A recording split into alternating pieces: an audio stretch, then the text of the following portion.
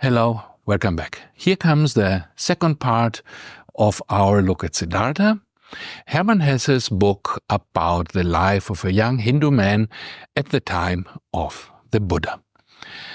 Siddhartha goes on his own search for enlightenment and meaning, going through life as he slowly approaches, then loses, then finally finds his goal at the very end of the book. Last week we talked about the beginning of Siddhartha's journey. The young man leaves his village and with it save life as a high-caste member of his society, as a future priest or scholar.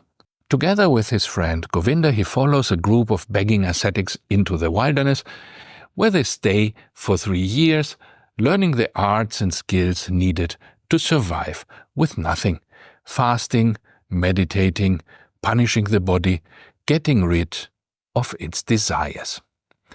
But at the end of this time, Siddhartha realizes that just killing the ego and closing one's eyes to the world cannot be all that there is to the ultimate wisdom. At the same time, news of the Buddha reach them. They leave the ascetics to go to find the Buddha and to hear his teachings. When they find the wise man, Govinda, Siddhartha's friend, decides to stay with the Buddha in his community of monks. But Siddhartha himself is still not convinced. In a meeting between the young man and the old teacher, Siddhartha makes the point that the Buddha himself clearly did not become enlightened by following Buddhist teachings. His enlightenment came as a consequence of the life he had led, his experiences and his thoughts about the world. It was lived rather than learned wisdom that made the Buddha himself, and it is also the path that Siddhartha wishes to follow. He leaves his friend with the other monks and leaves now alone to find his destiny. Hesse writes, "Out of this moment, when the world melted away around him, when he stood alone like a star in the sky, out of this moment of cold and despair, Siddhartha emerged, more a self than before, more firmly concentrated. He felt this had been the last tremor of the awakening, the last struggle of this birth, and it was not long until he walked again in long strides, started to proceed swiftly and impatiently, heading no longer for home, no longer to his father, no longer back."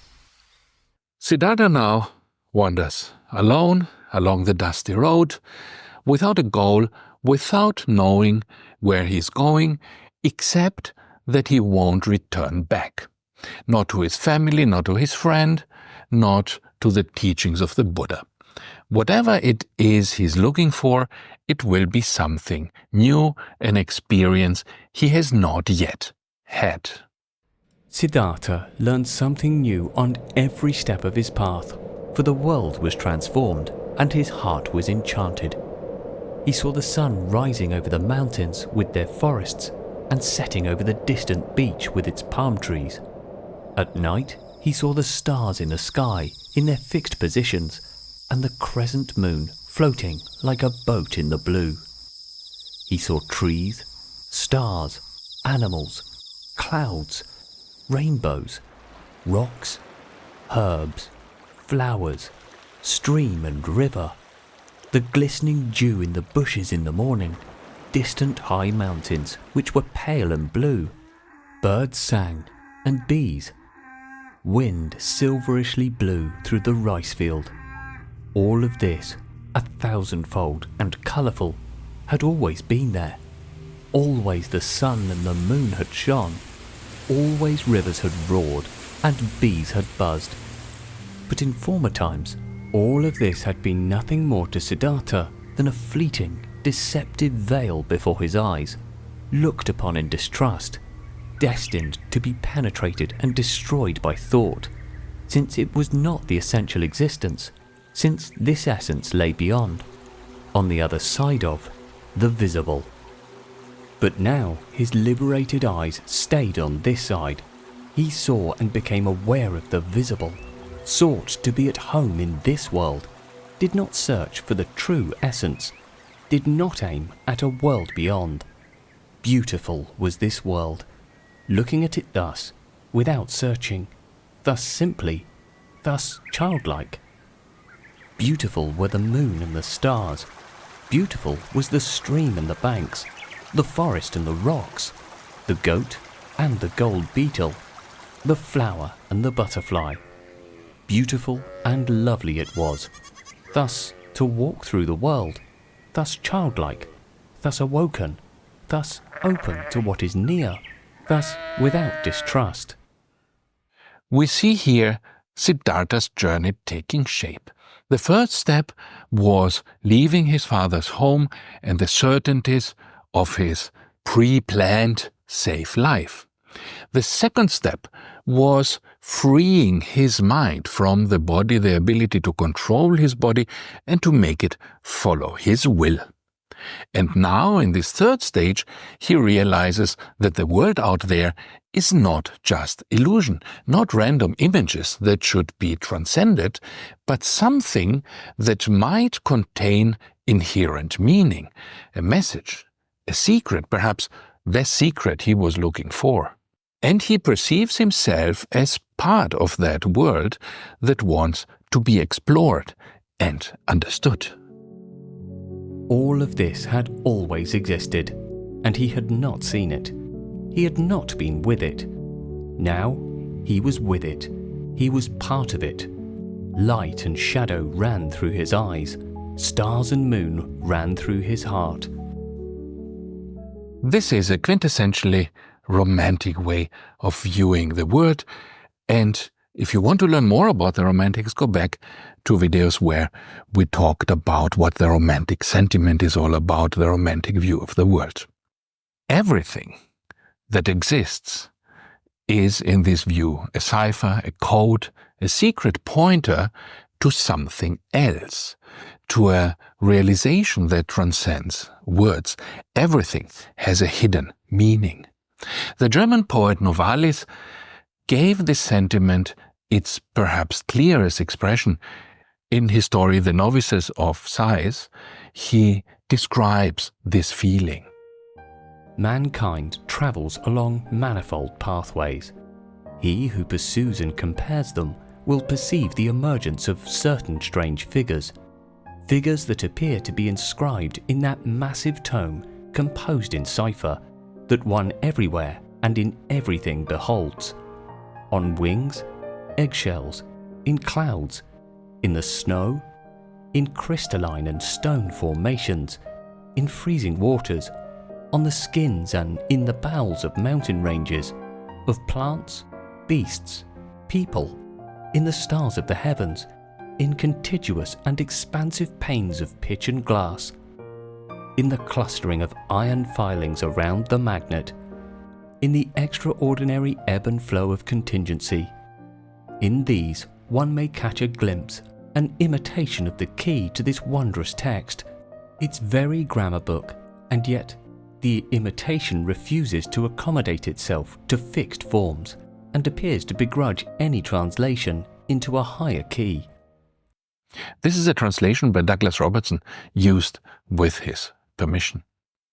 You see here the mystery of nature and how all these different things, eggshells and wings and clouds and snow and ice, all these are part of a big book of nature that is written in a mysterious cipher that the human mind cannot quite grasp. It is the core of the romantic feeling that this is a secret and it has to remain a secret. And perhaps we can come close to the secret. It's an essentially, if you will, Platonic way, right, of seeing this as the ideal world, the world of the forms, in which all these things make sense, but our mind is not equipped to grasp that sense. And only particular individuals, perhaps, Socrates for Plato, or a mystic in our culture, a hermit, wise Buddhist monk, will be able to grasp what this is about, perhaps even an artist, but not the common man. This is the elitist part of Romantic philosophy, the idea that there is something special in the artist, there is something special in the mystic that makes it possible for them to perceive this world. And for us, normal mortals, it is not available in the same sense. And perhaps also as a side note, modern physics is actually trying to decipher exactly these phenomena.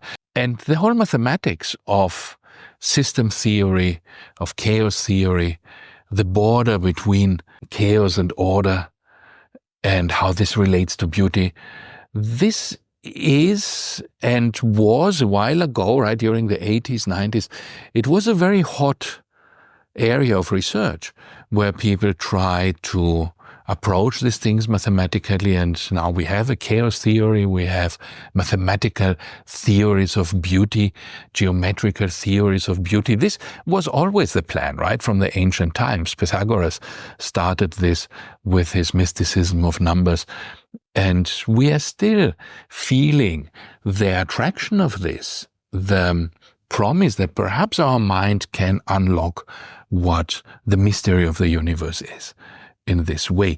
But the romantic does not want to actually unlock this. The romantic wants it to remain a secret and to just enjoy the beauty of it, to enjoy the beauty of the secret. Hesse now was himself a late romantic, just like Novalis, and his Siddhartha is driven by the same hunger for meaning, the same thirst for a life that is more than what it appears to be. One night Siddhartha sleeps in the hut of a ferryman by a river. In the morning, the ferryman takes him across the river, and Hesse writes, The ferryman got him across the river on his bamboo raft. The wide water shimmered reddishly in the light of the morning. This is a beautiful river, he said to his companion. Yes, said the ferryman, a very beautiful river. I love it more than anything. Often I have listened to it. Often I have looked into its eyes. And always I have learned from it. Much can be learned from a river. And the ferryman predicts that Siddhartha, who does not have any money at this point and cannot pay for his passage, will one day return to pay him. Do you think so? Asked Siddhartha amusedly. Surely, this too I have learned from the river. Everything is coming back. You too, Samana, will come back. Now, farewell. Let your friendship be my reward. Commemorate me when you will make offerings to the gods. Later that day, Siddhartha reaches the outskirts of a city. There he sees many people, and among them a rich woman in a sedan chair at the entrance of a beautiful garden. Siddhartha stopped at the entrance to the pleasure garden and watched the parade, saw the servants, the maids, the baskets, saw the sedan chair, and saw the lady in it. Under black hair, which made to tower high on her head, he saw a very fair, very delicate, very smart face, a brightly red mouth, like a freshly cracked fig, eyebrows which were well tended and painted in a high arch, small and watchful dark eyes, a clear, tall neck rising from a green and golden garment, resting fair hands, long and thin, with wide golden bracelets over the wrists. Siddhartha saw how beautiful she was, and his heart rejoiced. He bowed deeply when the sedan chair came closer, and straightening up again, he looked at the fair, charming face, read for a moment in the smart eyes, with the high arcs above them, breathed in a slight fragrance he did not know. With a smile, the beautiful woman nodded for a moment and disappeared into the grove, and then the servants as well. But Siddhartha also realizes that as long as he looks like a beggar from the wilderness, he will not be able to make this woman's acquaintance. I am still a samana, he thought. I am still an ascetic and beggar. I must not remain like this. I will not be able to enter the grove like this." And he laughed. So he goes into the city. He befriends a barber and manages to get a haircut and a shave for free. He washes in the nearby river, and the next day, clean and with his hair oiled, he goes again to meet this woman, the famous courtesan Kamala. This time, Kamala stops and talks to him. "Never before this has happened to me, my friend, that a samana from the forest came to me and wanted to learn from me. Never before this has happened to me, that a samana came to me with long hair and an old torn loincloth. Many young men come to me, and there are also sons of Brahmins among them, but they come in beautiful clothes, and they come in fine shoes. They have perfume in their hair and money in their pouches. This is, O samana, how the young men are like who come to me." "Already I am starting to learn from you," said Siddhartha. "Even yesterday I was already learning. I have already taken off my beard, have combed the hair, have oil in my hair. There is little which is still missing in me, O excellent one. Fine clothes, fine shoes, money in my pouch. You shall know, Siddhartha has set harder goals for himself than such trifles, and he has reached them." Still, Siddhartha is new in this city and he doesn't know where to go next. So he asks Kamala for advice. "Dear Kamala, thus advise me where should I go to, that I'll find these 3 things most quickly." "Friend, many would like to know this. You must do what you've learned and ask for money, clothes, and shoes in return. There is no other way for a poor man to obtain money. What might you be able to do?" "I can think, I can wait, I can fast." "Nothing else?" This list of the 3 skills of the samana will come up again later on in the book. It is what he learned in the wilderness: thinking, waiting, and fasting. Later, a rich businessman, a potential employer, will ask him what the skills are for. What benefit could one possibly get from waiting, thinking, and fasting? "I can think, I can wait, I can fast. That's everything. I believe that's everything. And what's the use of that? For example, the fasting, what is it good for?" "It is very good, sir. When a person has nothing to eat, fasting is the smartest thing he could do. When, for example, Siddhartha hadn't learned to fast, he would have to accept any kind of service before this day is up, whether it may be with you or wherever, because hunger would force him to do so. But like this, Siddhartha can wait calmly. He knows no impatience. He knows no emergency. For a long time, he can allow hunger to besiege him and can laugh about it. This, sir, is what fasting is good for." But Siddhartha can also read and write, and these are skills that not everyone has in ancient India. So the rich merchant, a client of Kamala's, agrees to give Siddhartha a chance, hires him to help out in the office. And when the day's work is done, Siddhartha goes back to Kamala, now in the possession of money, of shoes and clothes. He was not at Kamaswami's house for long, when he already took part in his landlord's business. But daily, at the hour appointed by her, he visited beautiful Kamala, wearing pretty clothes, fine shoes, and soon he bought her gifts as well. Much he learned from her red, smart mouth. Much he learned from her tender, supple hand. Him who was regarding love still a boy, and had a tendency to plunge blindly and insatiably into lust like into a bottomless pit. Him she taught, thoroughly, starting with the basics, about that school of thought which teaches that pleasure cannot be taken without giving pleasure, and that every gesture, every caress, every touch, every look, every spot of the body, however small it was, had its secret, which would bring happiness to those who knew about it and unleash it. In the beginning of their story, Siddhartha is still pretty much the detached ascetic from the forest. He's playing the game of business and money, but his heart is not in it. Kamaswami, his boss, complains to a friend that Siddhartha lacks the proper enthusiasm. "This Brahman," he said to a friend, "is no proper merchant and will never be one. There is never any passion in his soul when he conducts our business. But he has that mysterious quality of those people to whom success comes all by itself.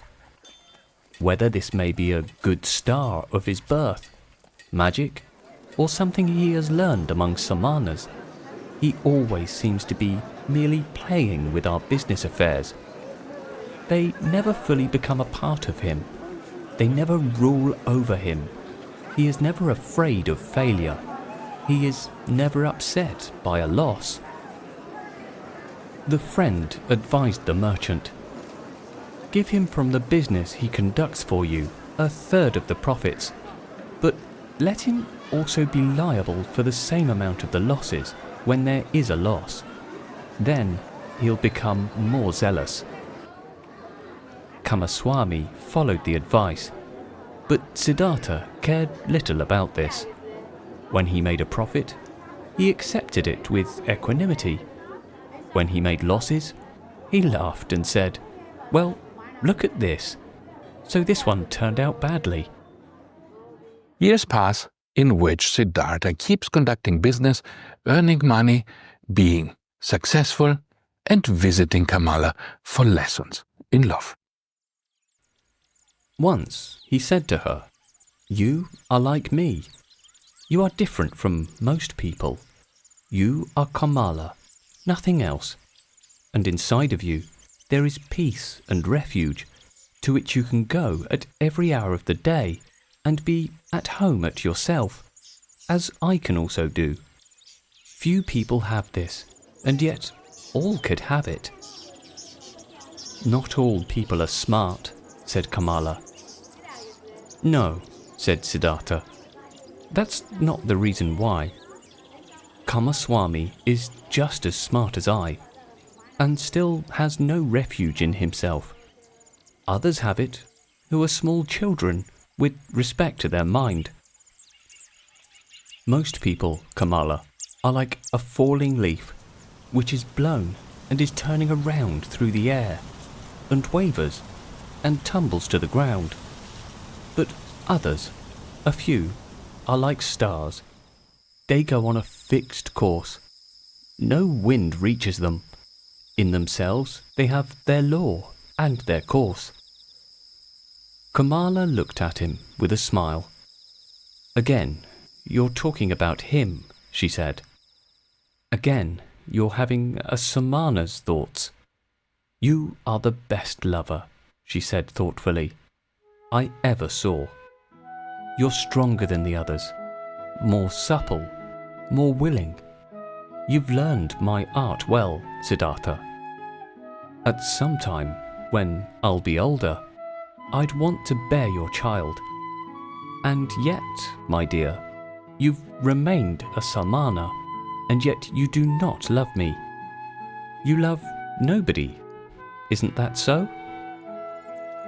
"It might very well be so," Siddhartha said tiredly. "I am like you. You also do not love. How else could you practice love as a craft? Perhaps people of our kind can't love. The childlike people can. That's their secret."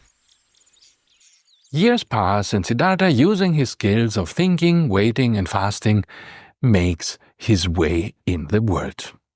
He has now his own house, his own servants, money, and power, but he has no friends except for Kamala.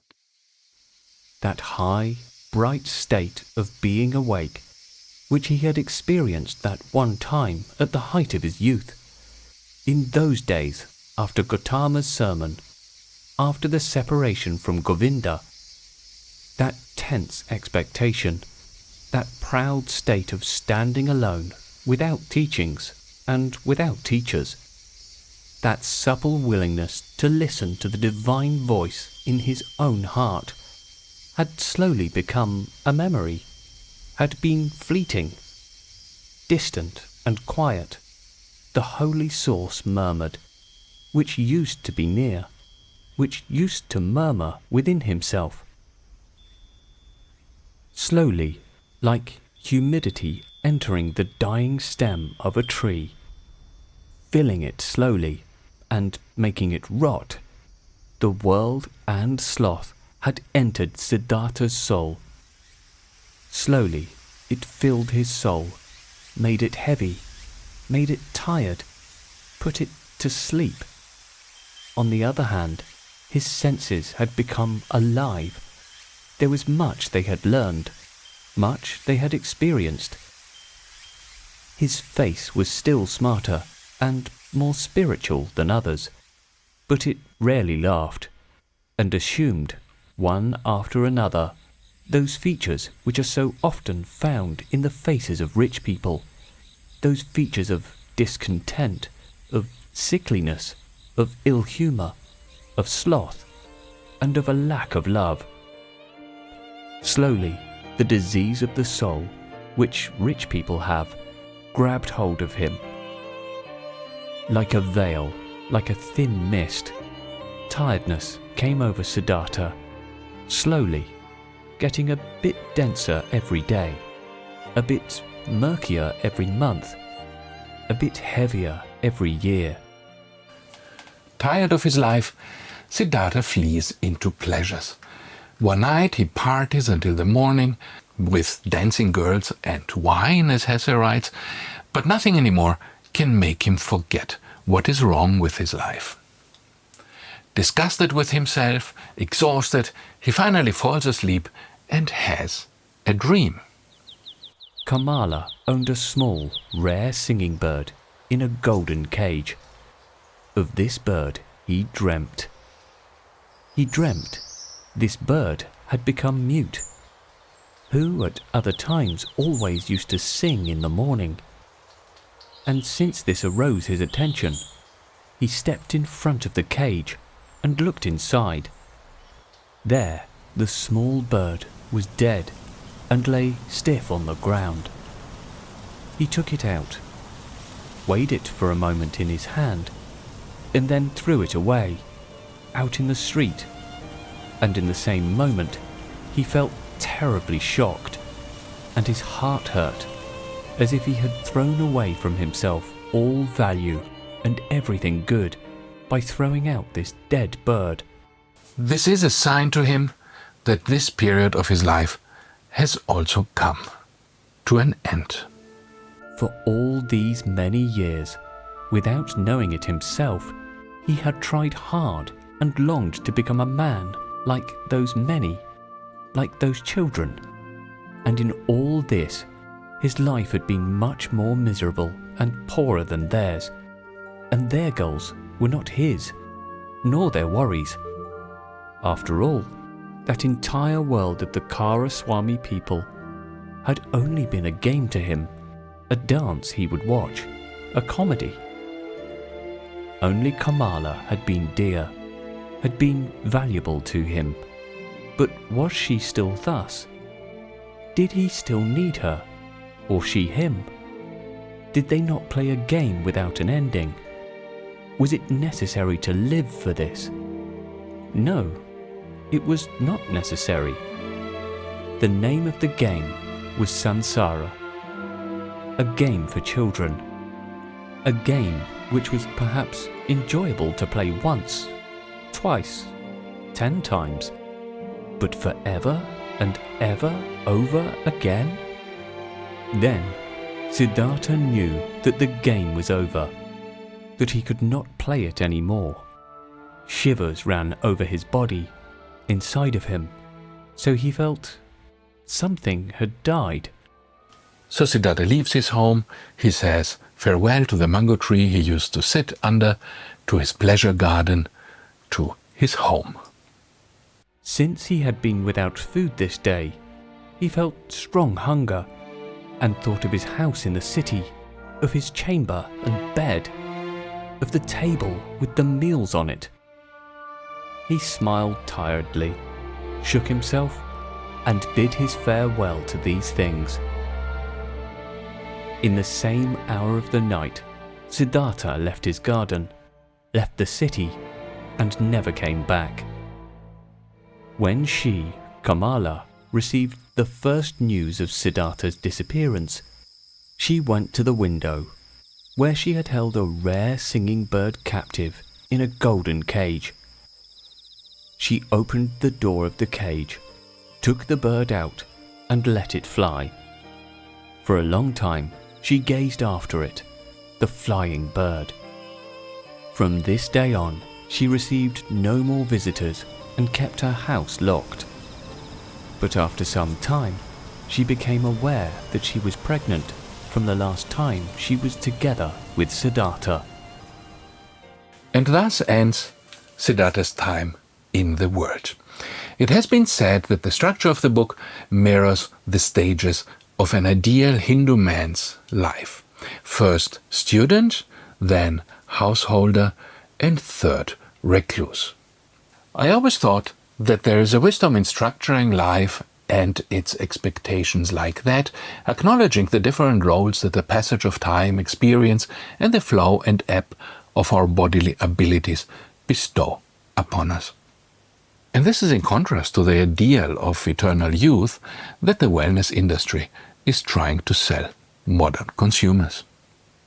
Again, today we are at the length limits for this episode, and also possibly at the end of your willingness to listen to me. Next week then we will talk about the end of the story, what happens to Siddhartha after he leaves the big city, and he tries to finally find the wisdom that he has been searching for all his life. Thank you, and see you next week for another episode of Books You Can't Miss. Bye-bye.